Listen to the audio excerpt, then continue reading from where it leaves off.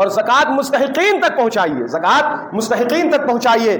آج ہمارے مدارس سب سے زیادہ حقدار ہیں۔ آج دیکھیں کیا ہو رہا ہے، مدارس پر لان تان کیا جا رہا ہے، ہمارے مدارس کو دہشت گردی کا اڈا بتایا جاتا ہے، مدارس کو مارجنلائز کیا جا رہا ہے اور طرح طرح کے الزامات لگائے جا رہے ہیں۔ اس لیے زکوٰۃ کے سب سے بڑے حقدار ہمارے مدارس ہیں۔ جب تک یہ مدارس زندہ رہیں گے، جب تک اس میں قال اللہ اور قال رسول کی صدائیں گونجتی رہیں گی، ہمارا اسلام لہلہاتا رہے گا، پھلتا رہے گا، پھولتا رہے گا۔ اس لیے مدارس کا خیال رکھیں، خود جا کر اپنے زکوٰۃ کی رقم مدارس میں ادا کریں۔ ہمارا الجامعۃ الاشرفیہ مبارک پور ہندوستان کا سب سے بڑا اہل سنت کا ادارہ ہے، اس کی بھی آپ زیادہ سے زیادہ اس کا تعاون کریں۔ مدرسہ فیض العلوم ہے، مرکزی دارالقرات ہے، غوثیہ نظامیہ ہے، یا جو بھی آپ کے مدارس ہیں جہاں سے قرآن و سنت کی تعلیم کو عام کیا جا رہا ہے، آپ خود جائیں اور اہل مدارس سے ملاقات کر کے اپنے زکوٰۃ کی رقم، صدقات کی رقم ضرور دیں۔ اس لیے کہ آج اس پرفتن زمانے میں جب مدارس پر بلڈوزر چلائے جا رہے ہیں اور طرح طرح کے الزام لگا کر علماء کو طعن و تشنیع کا نشانہ بنایا جا رہا ہے، آپ اگر ان کا ہاتھ مضبوط نہیں کریں گے تو مزید مشکلات کا سامنا کرنا پڑ سکتا ہے۔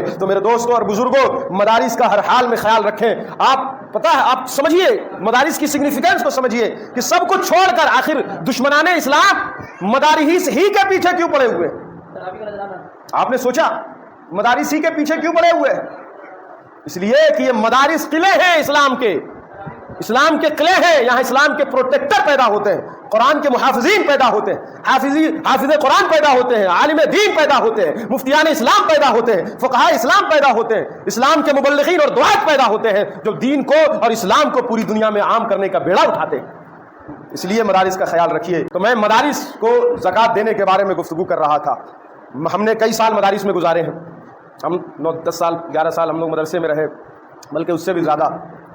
تو جہاں ہم لوگ پڑھتے تھے، الجامعۃ الاشرفیہ ہوا، مرکز الثقافت سنیہ ہوا، جامعہ سعدیہ ہوا، یا دیگر اور بھی مدارس ہوئے، تو ہمیں پتہ ہی نہیں تھا کہ کس کی رقم سے ہم لوگ کھا رہے ہیں، کس نے پنکھے کا انتظام کیا ہے، کس نے کولر کا انتظام کیا ہے، کس نے جو ہے بلڈنگ بنائی ہے، کس نے نماز گاہ بنائی ہے، کچھ پتہ نہیں۔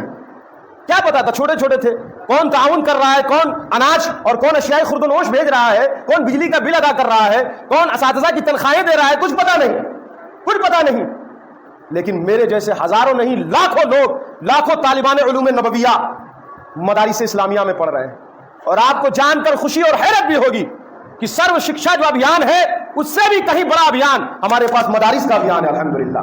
اور ہمارا جو تعلیمی نیٹ ورک ہے مدارس کا، جسے علماء کرام نے اپنے خون پسینے سے سینچا ہے، ڈور ٹو ڈور جا کے چندہ لے کر اور ڈانٹ سن کر، تانے سن کر، بڑے بڑے سیٹھوں کی جھڑکیں سن کر اور الزامات کو سن کر برداشت کر کے حضور علیہ الصلوۃ والسلام کے دین کی تبلیغ کی ہے، آج اس کا نتیجہ ہمارے سامنے ہے کہ پورے ہندوستان میں جو ہمارے پاس تعلیمی فری ایجوکیشن سسٹم ہے وہ سرو شکشا ابھیان کے پاس بھی نہیں ہے۔ کیوں؟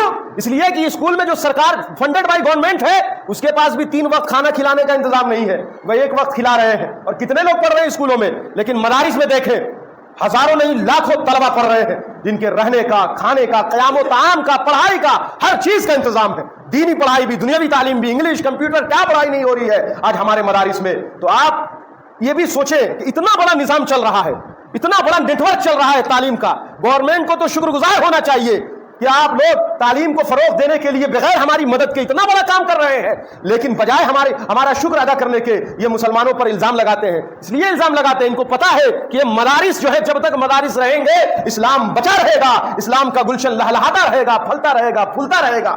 1857 سے لے کر 1947 تک یہ علماء ہی تھے مدرسے کے لوگ، ٹوٹی چٹائی پر بیٹھ کر جنہوں نے انگریزوں کے خلاف جہاد کا علم پرچم بلند کیا تھا، اور جب تک وہ بھاگ نہیں گئے یہ جہاد کرتے رہے، اپنے وطن کے لیے جد و جہد کرتے رہے۔ انہیں پتا ہے کہ یہ علماء ہے، جب تک یہ مدارس رہیں گے اسلام کو کچھ بھی کر لیں ہم ختم نہیں ہوگا۔ قرآن یہاں سے حافظ پیدا ہوتے رہیں گے، علماء پیدا ہوتے رہیں گے، عالم دین بنتے رہیں گے، مفتیان شرع متین نکلتے رہیں گے، اور یہاں سے مبلغین اور دعات اور اسلام کے پروٹیکٹر نکلتے رہیں گے، اور جب تک یہ نکلتے رہیں گے اپنے بستیوں میں جا کر، مسجدوں میں جا کر اسلام کی تبلیغ کریں گے، قرآن کا پیغام پہنچائیں گے، حضور علیہ السلام کی حدیث کو اور ٹیچنگ کو لوگوں کو سمجھائیں گے، اور یہ عمل جب تک جاری رہے گا ہم کچھ بھی کر لیں، ہم بلڈوزر تو چلا سکتے ہیں، ہم ترپال سے مسجدوں کو تو ڈھانک سکتے ہیں، ہم موب لنچنگ کے نام پر کچھ لوگوں کو تو مار سکتے ہیں، لیکن اسلام کو ختم نہیں کر سکتے ہیں۔ اسلام کی فطرت میں اللہ تعالیٰ نے ان کے ذریعے سے وہ طاقت و قوت عطا فرمائی ہے، اللہ نے وہ لچک دی ہے کہ وہ کبھی بھی مٹے گا نہیں، اور یہ نور الہی کبھی ختم نہیں ہوگا،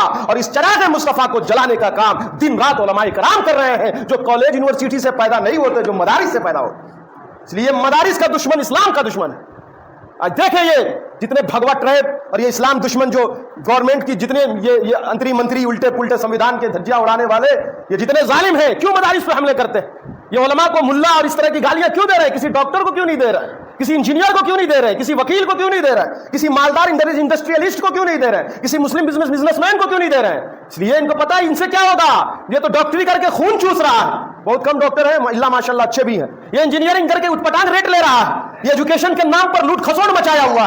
یہ کیا کرے گا جو جس کے شب و روز شریعت کے خلاف گزر رہے ہیں, شریعت کی دھجیاں اڑاتے ہوئے گزر رہے ہیں. لیکن ماشاءاللہ میں سب کی بات نہیں کر رہا ہوں, بہت سارے ڈاکٹر انجینئر اور وکیل یقیناً اسلام کا دین کا اور انسانیت کا کام بھی کر رہے ہیں. لیکن اکثریت کو دیکھیں آپ, اگر ہیں بھی تو اپنے میں مست ہیں. لیکن یہ جو ٹوٹی چٹائی پر بیٹھنے والے لوگ ہیں یہ ہم لوگوں کو خطرہ قرار دیتے ہیں, ڈینجر قرار دیتے ہیں. کیوں؟ کیونکہ ان کو پتا ہے کہ یہ ان کا پریفرنس کیا ہے. مال کا حصول نہیں ہے, ان کی ترجیحات میں شامل ہے اسلام کے پرچم کو بلند کرنا. اور یہ جو معاشرے کو جو مدارس نے افراد دیے ہیں, کوئی جواری شرابی مدرسے میں پیدا نہیں ہوتا. آپ نے کوئی کبھی دیکھا کوئی حافظ قرآن جا کے شراب پی رہا ہو یا جوا کھیل رہا ہو یا چوری یا ڈکیتی کر رہا ہو یا اس طرح کے غیر شرعی اور غیر اخلاقی اینٹی سوشل ایلیمنٹس میں اس کا شمار ہو رہا ہو؟ وہ غریب تو ہو سکتا ہے لیکن سماج کے لیے نقصان دہ نہیں ہو سکتا. لیکن کالج اور یونیورسٹی میں ڈرگسٹ پیدا ہو رہے ہیں, یہاں سب پیدا ہو رہے ہیں, ایک پر ایک کلر اور مرڈر اور قاتل اور درندے پیدا ہو جاتے ہیں. لیکن یہ مدارس کا یہ چوٹی چٹائی کا فیضان ہے اور یہ قرآن و حدیث کی تعلیمات کا نتیجہ ہے کہ ایک عالم دین غریب تو ہو سکتا ہے, ایک مولوی غریب تو ہو سکتا ہے, ایک حافظ قرآن غریب اور مفلوق الحال تو ہو سکتا ہے, ایک مفتی جو ہے غریب تو ہو سکتا ہے, لیکن وہ سماج کے لیے ہانیکارک نہیں ہو سکتا, ہمیشہ سود مند ہوگا, نفع بخش ہوگا. اور یہ تعلیمات مل رہی ہیں مدرسے میں. یہ تعلیمات یہیں سے غریب نواز پیدا ہوئے, یہیں سے غوث اعظم پیدا ہوئے, اسی مدرسے سے اللہ والے پیدا ہوئے, اسی سے امام احمد رضا پیدا ہوئے اور اسی سے علماء کرام پیدا ہوئے, علامہ ارشد القادری اسی مدرسے سے پیدا ہوئے. اس لیے میرے دوستوں اور بزرگوں, آج یہ مسجد جس میں ہم لوگ بیٹھے ہیں یہ بھی مدارس کا فیضان ہے. اگر مدارس بند ہو جائیں تو مسجدوں کو امام کون دے گا؟ مدارس بند ہو جائیں تو عالم بنیں گے نہیں تو نکاح کون پڑھائے گا, جنازہ کون پڑھائے گا؟ مدارس بند ہو جائے تو علماء رہیں گے نہیں تو آپ کو دین کون سمجھائے گا؟ اس لیے مدارس پر فوکس کیجئے اور اپنے زکات کی رقم کو خاص طور سے آپ جا کر پہنچائیے, مدارس کو دیجئے, تاکہ ہمارا مدرسہ پھلے اور پھولے, اور مدرسہ پھلے گا اور پھولے گا تو انشاءاللہ دین بھی ہمارا پھلتا اور پھولتا رہے گا.